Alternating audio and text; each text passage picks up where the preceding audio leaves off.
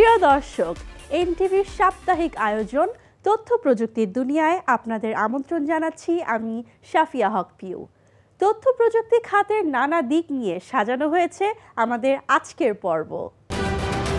যেখানে সংকট সেখানেই লুকিয়ে আছে নতুন সম্ভাবনা, তবে সেই সম্ভাবনাকে কাজে লাগাতে চাই উদ্ভাবনী জ্ঞান, আত্মবিশ্বাস ও দৃঢ়তা। আর এক্ষেত্রে সাধারণত এগিয়ে থাকে তরুণরাই। দর্শক, তথ্য প্রযুক্তির দুনিয়ার এ পর্বের শুরুতেই থাকছে একজন স্টার্টআপ এন্টারপ্রেনারের কথা।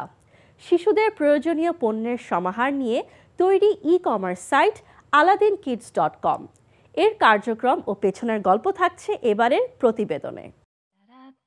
ব্যস্ততার কারণে সন্তানের বেড়ে ওঠাটা সব বাবা মাই মিস করেন। পরিবারের সাথে কাটানোর যতটুকু সময় পাওয়া যায় সেটাও বরবাদ করে দেয় কেনাকাটার ঝক্কি ঝামেলা। তাই আমি বাবা হিসেবে সন্তানের দরকারি সব পণ্যের জন্য ভরসা রাখি আলাদিন কিডসের উপরে।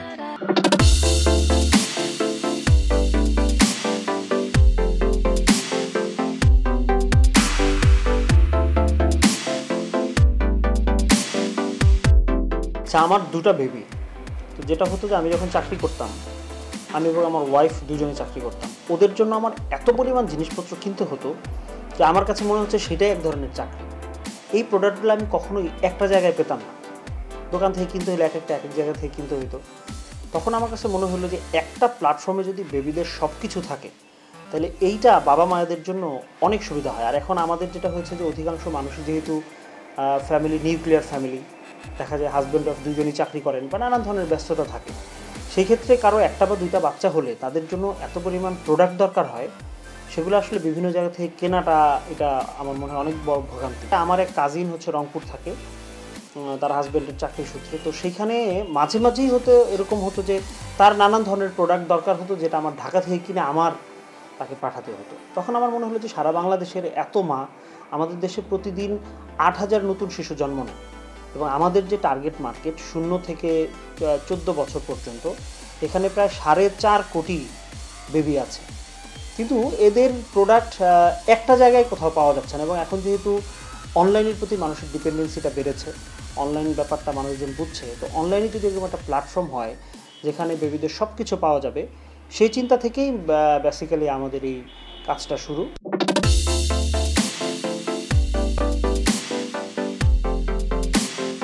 আমাদের টোটাল ডিপেন্ডেন্সিটা কিন্তু এই অনলাইনের উপরই হবে, কারণ এত সময় আমাদের কাছে থাকবে না। স্বাভাবিকভাবেই মানুষ অনলাইনের উপর ডিপেন্ডেন্ট হবে এবং অনলাইন থেকে কেনাকাটাগুলো করবে। আর এখন আমরা যে চেষ্টাগুলো করে যাচ্ছি, এটার ফিডব্যাকটা খুব ম্যাসিভলি শুরু হবে কিন্তু হয়তো আরও 3 থেকে 4 বছর পর। প্যান্ডামিকের সময় এসে আমরা বুঝলাম যে আসলে অনলাইন থেকে অনেক কিছু কেনাকাটা করা সম্ভব। কিছু ই-কমার্স অনলাইন বিজনেসটা নিয়ে কিছু নেগেটিভ ইম্প্যাক্ট বাংলাদেশের মার্কেটে আছে। সময়ের পরিপ্রেক্ষিতে এই জিনিসগুলো অনেকটাই চেঞ্জ হয়ে যাবে, কারণ মনে করেন যে আমাদের ই-কমার্সের বা অনলাইন বেসড বিজনেসের হিস্ট্রি কিন্তু খুব বেশি দিনের না। প্রথমত যে বিষয়টা আসলে দরকার, এটা যে কোনো ব্যবসায়ী প্রফেশনালিজমটা খুব ইম্পর্টেন্ট। হ্যাঁ, অফলাইন বিজনেসও যদি আপনি বলেন যে সেখানেও কিন্তু নন প্রফেশনাল বা সেখানেও নানান ধরনের চিটিংয়ের ব্যাপারটা থাকে। অনলাইনটা খুব বেশি ফোকাস হয় যেহেতু অনলাইনটা খুব বেশি ভাইব্রেন্ট।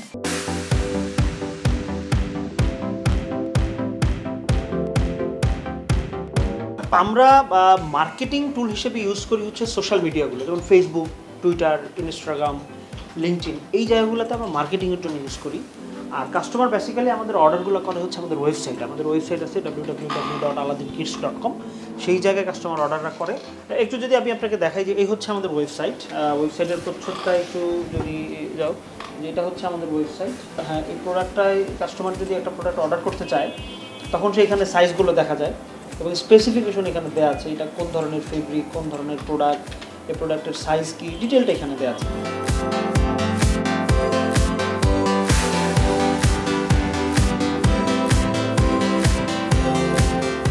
আমাদের ওয়্যার হাউসে আমাদের প্রত্যেকটা প্রোডাক্ট থাকে, সবগুলো প্রোডাক্ট আমরা আগে ওয়্যার হাউসে নিয়ে আসি। যেমন মনে করেন এটা একটা প্রোডাক্ট আমরা আমাদের ওয়্যার হাউসে আছে। যখন কোনো কাস্টমার প্রোডাক্টটা অর্ডার করে তখন আমরা প্রোডাক্টের কোয়ালিটি বা খুব অল্প সময়ের মধ্যে কাস্টমারের কাছে প্রোডাক্ট আমরা পৌঁছে দিতে পারি এবং প্রোডাক্টের কোয়ালিটিটা আমরা এনশিওর করতে পারি। আমরা ফেসবুক, টুইটার, মানে সোশ্যাল মিডিয়ার যতগুলো প্ল্যাটফর্ম আছে সবগুলো প্ল্যাটফর্ম ইউজ করি আমরা মার্কেটিংয়ের জন্য। বেসিক্যালি আমাদের কাস্টমাররা অর্ডার করে হচ্ছে ফেসবুকের মাধ্যমে। ফেসবুকে সব ডিটেলটা দেওয়া থাকে, সেখান থেকে যার যে সাইজ, যার যে কালার দরকার হয় সেটা কাস্টমাররা অর্ডার করে। এবং আমরা সেই অনুযায়ী, এবং ফেসবুক ওয়েবসাইট হওয়ার কারণে যে সুবিধাটা আছে যে আমরা ট্র্যাকিং করতে পারি, কাস্টমারও ট্র্যাক করতে পারে কোন প্রোডাক্টটা সে অর্ডার করলো, প্রোডাক্টটা ডেলিভারি কোন পর্যায়ে আছে, এই জিনিসগুলো তারা চেক করতে পারে।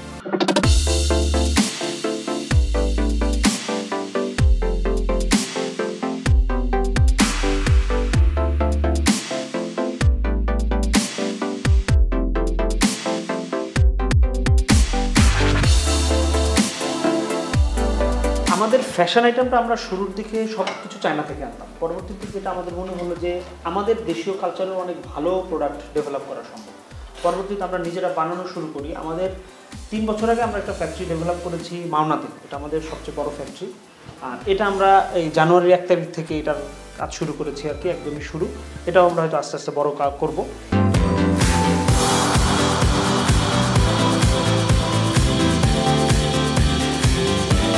ওয়ার্ল্ড ওয়াইডই তো আসলে প্যান্ডামিকের একটা ভয়াবহ ইম্প্যাক্ট আছে, সেই ইম্প্যাক্টটা কিন্তু আমাদের উপরও আছে। 2019 থেকে 2020-এ আমাদের রেভিনিউর গ্রোথ ছিল 47%, কিন্তু 2020 থেকে 2021-এ এসে সেই গ্রোথ হয়েছে মাত্র 2%। এক্ষেত্রে আমরা যে জিনিসটা দেখেছি যে আমরা হয়তো সময় মতো প্রোডাক্টটা দিতে পারি নাই, কারণ আমরা যেসব জায়গা থেকে প্রোডাক্ট আনি বা প্রোডাক্ট বানাই সেই সব সাপ্লাই চেইনে একটা গ্যাপ হয়েছিল আমাদের বড়।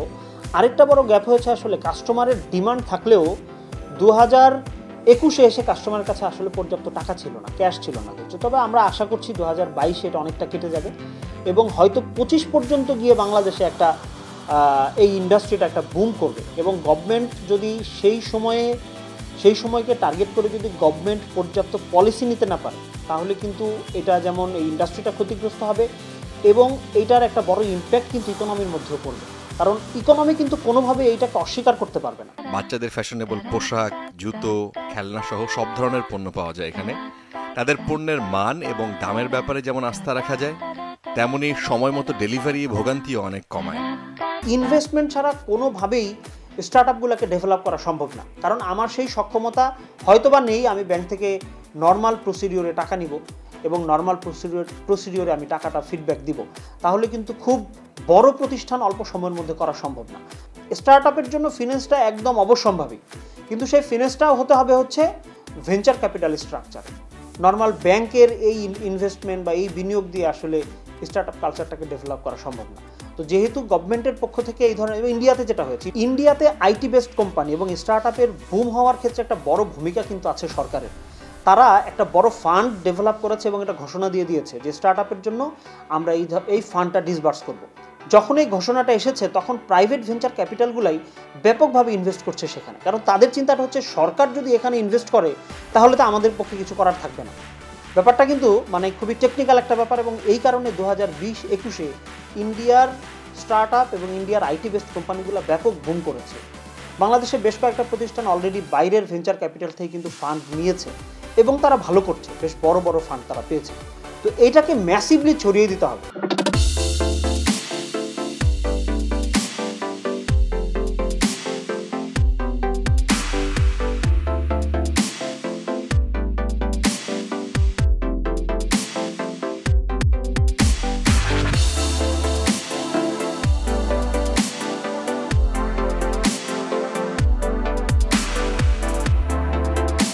দেখব internet service provider association of Bangladesh ISPAB-র নবনির্বাচিত সভাপতি মোহাম্মদ ইমদাদুল হকের বিশেষ সাক্ষাৎকার। তার সঙ্গে কথা বলেছেন SM আতিক। ইন্টারনেট এখন আমাদের জীবনে একটি অপরিহার্য অংশ হয়ে দাঁড়িয়েছে। এর গুরুত্ব আরও ভালোভাবে বোঝা গেছে করোনা অতিমারির সময়ে। কেননা গত 2 বছরে ব্রডব্যান্ড ইন্টারনেট ব্যবহারকারীর সংখ্যা বেড়েছে 35 থেকে 40 লাখ।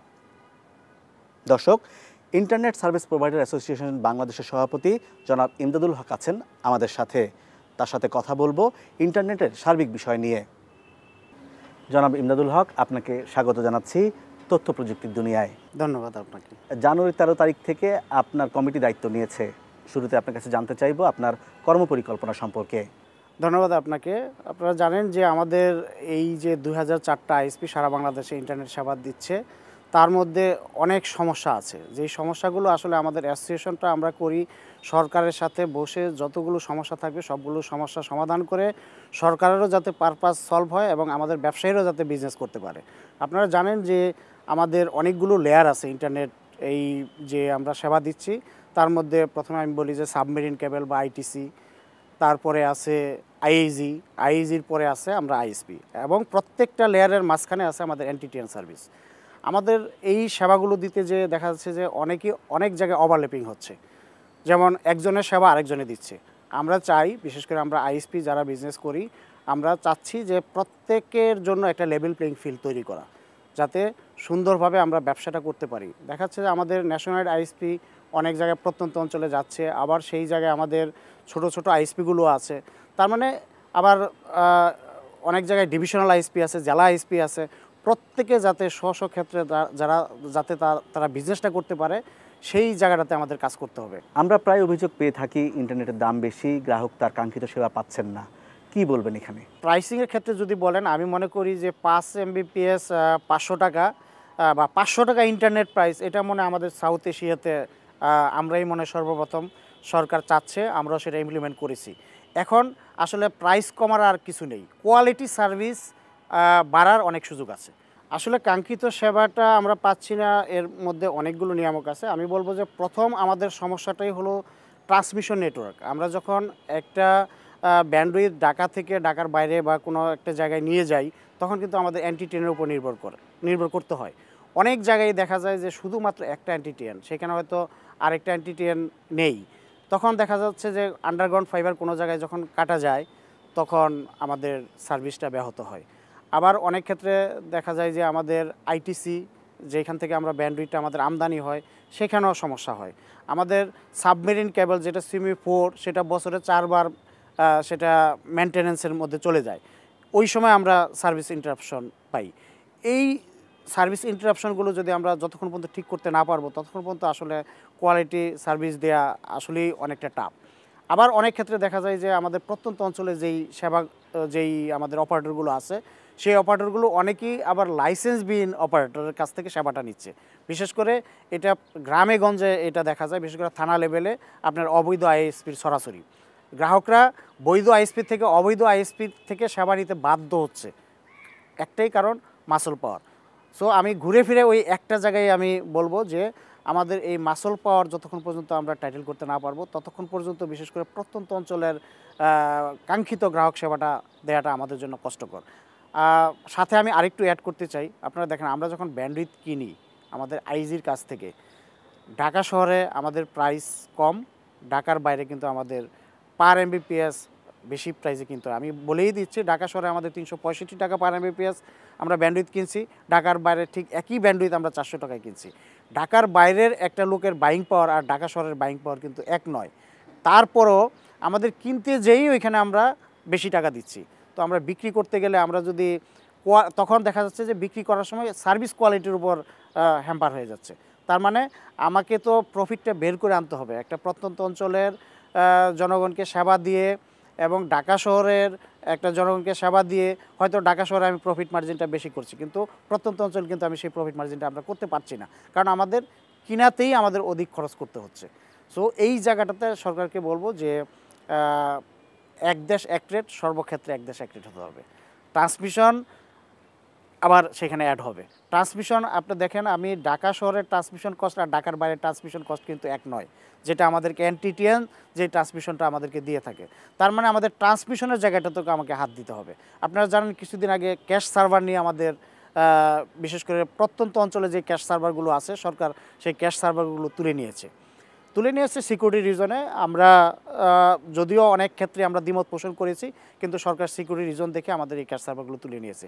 আমাদের এই ক্যাশ সার্ভারগুলো ছিল প্রত্যন্ত অঞ্চলে, বিশেষ করে আমাদের কিছু থানা আইএসপি, কিছু ডিভিশনাল আইএসপি, কিছু জেলা আইএসপি। এখন যখন এই ক্যাশ সার্ভারগুলো তুলে উপরের লেয়ারে চলে আসছে, তার মানে উপরের লেয়ার থেকে আবার এই ক্যাশগুলো, বিশেষ করে গুগল ফেসবুকের মতো এই ক্যাশগুলো আমাকে ক্যারি করে, বিশেষ করে ট্রান্সমিশন কস্ট দিয়ে আবার আমার সার্ভারে, বিশেষ করে প্রত্যন্ত অঞ্চলে একটা আইএসপির সার্ভারে নিয়ে যেতে হচ্ছে।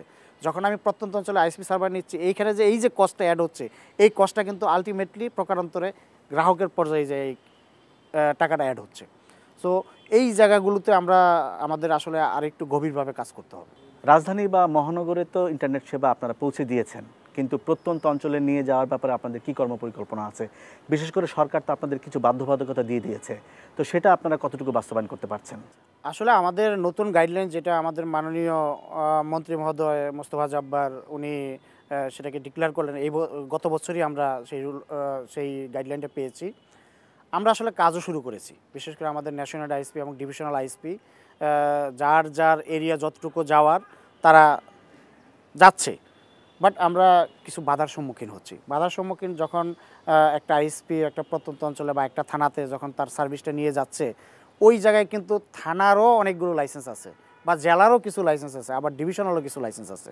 বিশেষ করে আমাদের বিভিন্ন থানা থেকে কিছু লাইসেন্স, আবার কিছু লাইসেন্সবিহীন অপারেটর যারা মাসল পাওয়ারের কারণে, বিশেষ করে পেশি শক্তির কারণে আমরা সেই জায়গাগুলোতে আমরা যেতে পারছি না। এই জায়গাগুলোতে আমরা বিটিআরসির দৃষ্টি আকর্ষণ করব।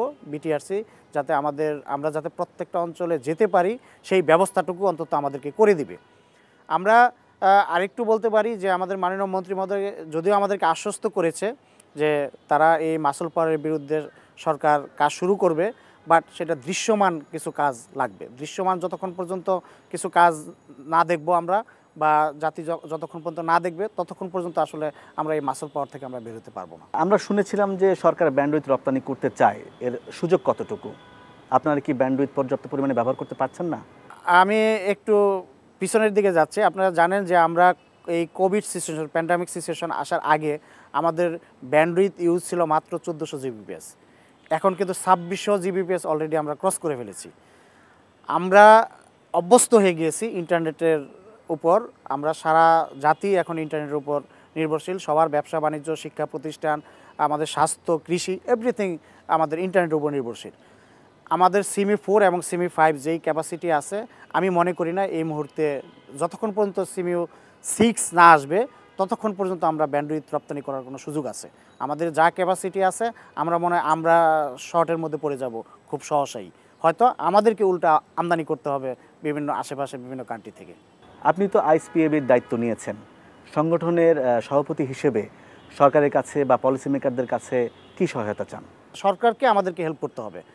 হেল্পগুলো আমরা কি চাই? সরকারের কাছে আমরা হেল্প চাই, যেমন আন্ডারগ্রাউন্ড ডাক্ট সরকারকে করে দিতে হবে বিভিন্ন জায়গায়। সিলেট সিটি কর্পোরেশন থেকে আন্ডারগ্রাউন্ড তারা নিজেরাই ডাক্ট করে দিয়েছে, আমরা সেই ডাক্টের ভিতর দিয়ে আমরা আন্ডারগ্রাউন্ডে চলে গিয়েছি। তার মানে আপনার ওইখানে ওভারহেড কেবল দেখছেন না। আপনি ঢাকা শহর বলেন, ঢাকা শহরে আমি গুলশান এভিনিউর কথা বলেন, গুলশান এভিনিউতে আমাদের যে মাননীয় মেয়র মহোদয় আছে, উত্তরের মেয়র মহোদয়, উনি গুলশান এভিনিউতে পুরাটাই আন্ডারগ্রাউন্ড ডাক্ট করে দিয়েছে আমার আইএসপিদের জন্য। আমরা সেটা ইউজ করছি। আপনি উত্তরাতে 4 নম্বর সেক্টরে যে পার্কের চারপাশে দেখবেন কোনো ওভারহেড কেবল নেই, সরকার ডাক্ট করে দিয়েছে, আমরা আন্ডারগ্রাউন্ডে চলে গিয়েছি। আমরা চাচ্ছি এই ধরনের ডাক্ট সিটি কর্পোরেশন থেকে ঢাকা শহরের বিভিন্ন প্রত্যন্ত অঞ্চলে করে দেওয়া হোক।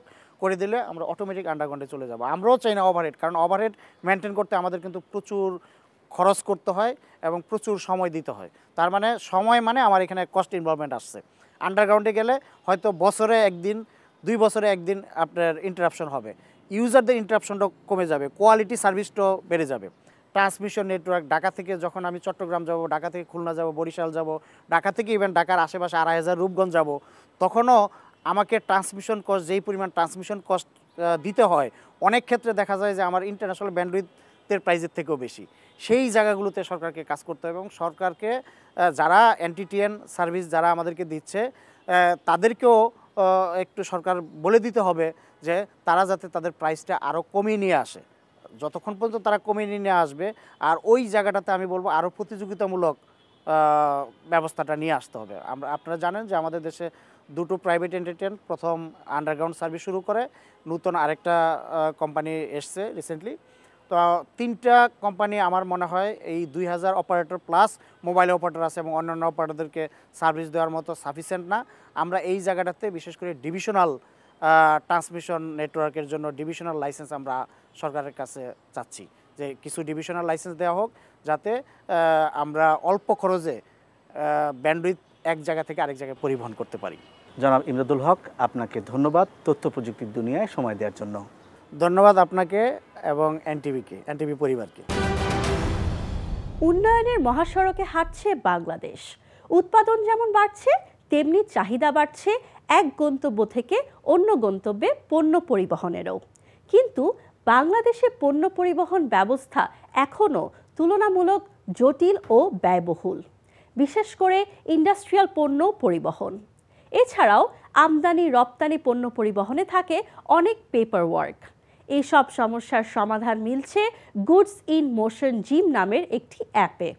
দর্শক, এখন আমরা জানব ডিজিটাল পরিবহন সেবা জিম অ্যাপের সম্পর্কে। কোভিড-19 মহামারীর কারণে 2020 এবং 2021 সাল ছিল পরিবহন শিল্পের জন্য খুবই চ্যালেঞ্জিং একটি সময়।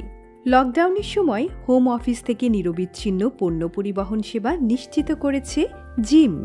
যথাযথ স্বাস্থ্যবিধি মেনে মাঠ পর্যায়েও তৎপর ছিল জিমের সাহসী যোদ্ধারা। বাংলাদেশে প্রতিদিন পণ্য পরিবহনে প্রায় 2 লাখ ট্রিপ তৈরি হয়। তবে এখনও পরিবহন ব্যবস্থা একটি কাঠামোর উপর প্রতিষ্ঠিত হয়নি। ব্যবসায়ী ও শিল্প উদ্যোক্তারা পণ্য পরিবহনের সময় পড়েন সংকটে, কারণ বেশিরভাগ ব্যবসায়ী বা শিল্প মালিকদের নেই নিজস্ব কোনো পরিবহন ব্যবস্থা। আর তাই তাদের এই সেবা পেতে নির্ভর করতে হয় ট্রাক বা কার্গো মালিক শ্রমিকদের উপর। আবার পরিবহন মালিক শ্রমিকদেরও শিল্প মালিক বা ব্যবসায়ীদের সাথে সরাসরি যোগাযোগের সুযোগ সীমিত।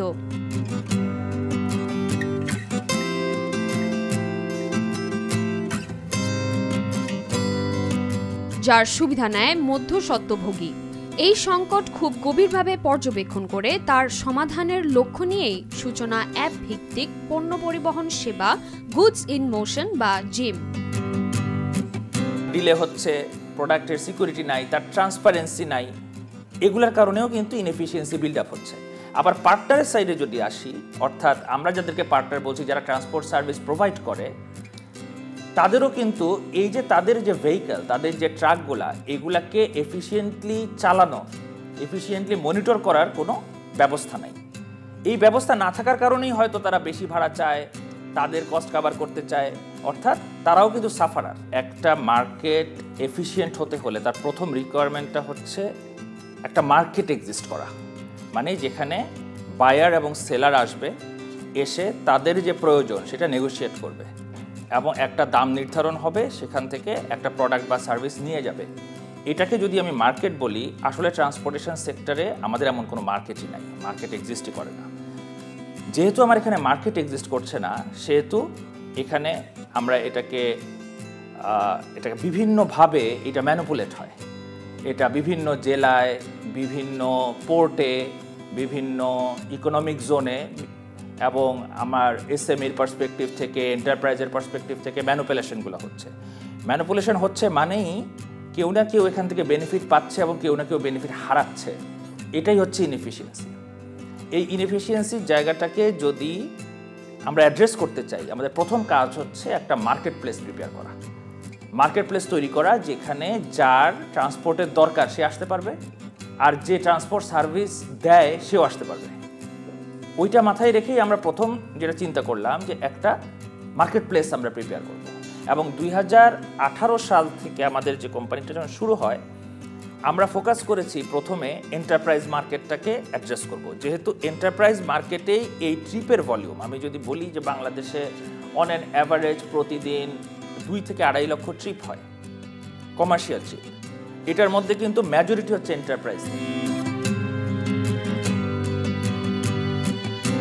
গুগল প্লে স্টোর থেকে অ্যাপ নামিয়ে ব্যবহার করতে হবে জিম।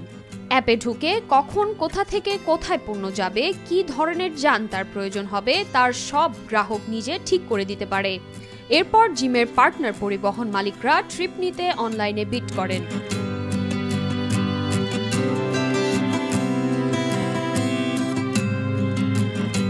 কাস্টমার যখন ট্রিপটা ক্রিয়েট করছে, তখন এই উইন্ডোতে চলে আসলো এবং সেই উইন্ডোতে ট্রিপটা ল্যান্ড করলো, এবং সেখান থেকে basically we have a 24/7 operations team, right? And then there are field forces who are out in the field to manage these trips, to facilitate these trips. In addition to that, there are key account managers as well. We have the service where the dedicated key account manager can take the information from the customer and create the trip on behalf of them. সেটাও automated system. ট্রিপটা এসেছে, ট্রিপের সার্ভিসটা provide করার জন্য I have to match A truck, right? I have to find out the appropriate partner or the transporter who can provide the service. So সেই ম্যাচিংয়ের কাজটা শুরু হয়ে যায়। এখন এই ম্যাচিংয়ের কাজটাও কি আমরা ম্যানুয়াল করি? It's a technology company, so everything is basically tech based and we are trying to avoid as much as possible the manual interactions. Partner management টিমের যে রিসোর্সরা থাকে তাদের কাছে এই ট্রিপগুলো চলে যায়। They basically start coordinating with the partners যারা basically owners of the trucks, right?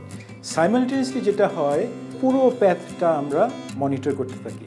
আপনার সিস্টেম তো অটোমেটিক্যালি ফলো আপ করেই, এর বাইরে এক্সেপশনগুলোর ক্ষেত্রে আমাদের অপারেশনস যেহেতু 24/7 তারাও এটা মনিটর করে। ডেলিভারি সাকসেসফুল হওয়ার সাথে সাথে রিসিভার সাইন করে দিচ্ছে, একটা ছবি তুলে আমরা সিস্টেমে আপলোড করছি, সেটা ইনস্ট্যান্টলি আমাদের কাস্টমার ভাইও অ্যাক্সেস করতে পারছে।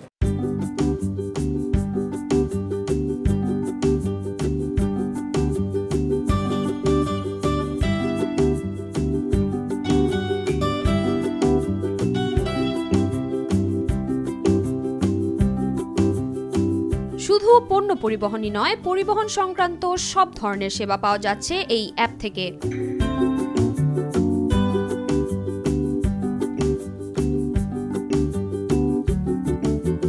সাপ্লাই চেইন ম্যানেজমেন্টের যেই ভার্টিক্যালগুলো আছে, সেই প্রত্যেকটা ভার্টিক্যাল কিন্তু আমাদের ভিশন যে এই জায়গাগুলো আমরা ইমপ্রুভ করব, যেন ব্যবসার জায়গাটা স্মুথ হয়। এখন এই জায়গা থেকে আমরা ট্রান্সপোর্টে যেমন মানে একটা সহযোগিতার প্ল্যাটফর্ম আমরা তৈরি করার জন্য চেষ্টা করছি, ঠিক একইভাবে একটা বড় জায়গা আছে আমাদের ফাইন্যান্সিং।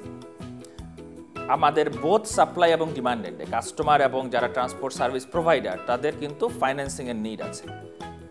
সো এই দুই জায়গাতেও আমরা আমাদের ব্যাংক থেকে শুরু করে নন ব্যাংকিং ফাইন্যান্সিয়াল ইনস্টিটিউশন, আমাদের মোবাইল ফাইন্যান্সিয়াল সার্ভিস প্রোভাইডার, এদের সাথে কাজ করছি যেন পেমেন্ট এবং ফাইন্যান্সিং এই জায়গাতে আমরা একটা ট্রান্সপারেন্সি অ্যান্ড স্মুথনেস নিয়ে আসতে পারি এবং ক্যাশ ফ্লো অ্যাভেলেবল করতে পারি তাদের জন্য। এটা ছাড়াও যেটা আছে, যেমন আপনার সিএনএফ এর সার্ভিস, ফরওয়ার্ডিংয়ের সার্ভিস, ওয়্যার হাউজিংয়ের সার্ভিস, বিভিন্ন প্রজেক্টের সার্ভিস, ধরেন যে 30,000 মেট্রিক টন আপনার পাথর মুভ করতে হবে, তো এই সার্ভিসগুলোও কিন্তু শুধুমাত্র ট্রাক ছাড়াও এখানে আরও অনেক সম্পৃক্ত সার্ভিস আছে যেগুলোকে অ্যাড্রেস করতে হয় যদি এন্ড টু এন্ড আমরা এই সার্ভিসটা কাস্টমারকে দিতে চাই। কাস্টমার বলতে এন্টারপ্রাইজ, কাস্টমার বলতে এসএমই এবং আমাদের ট্রান্সপোর্ট সার্ভিস প্রোভাইডার যারা, তারাও।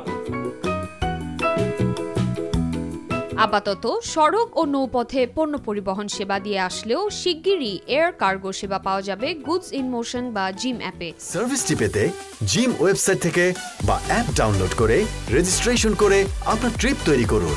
প্রথমে তারিখ এবং সময় নির্ধারণ করুন, তারপর পণ্যের অবস্থান এবং গন্তব্যস্থল দিন। সব শেষে কেমন ট্রাক চাই এবং পণ্যের বিবরণ দিয়ে ট্রিপ তৈরি করুন। ট্রিপ তৈরি হলেই শুরু হয়ে যাবে বিডিং। বিডিং এর মাধ্যমে সেরা দামে বেছে নিন আপনার প্রয়োজনীয় ট্রাক। এরপর আপনার পণ্য নিয়ে সময় মতো গন্তব্যে পৌঁছে যাবে ট্রাক। আজ এ পর্যন্তই। কেমন লাগলো আমাদের আয়োজন?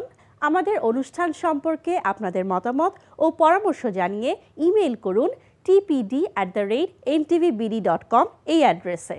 আর অনলাইনে অনুষ্ঠানটি দেখতে ভিজিট করুন NTV অনলাইন www.ntvbd.com। আপনাদের সাথে নিয়েই পথ চলতে চাই আমরা। আবারও তথ্য প্রযুক্তির দুনিয়া দেখার আমন্ত্রণ রইল। সবাইকে শুভেচ্ছা জানিয়ে আজ বিদায় নিচ্ছি। ভালো থাকুন, NTVর সাথেই থাকুন।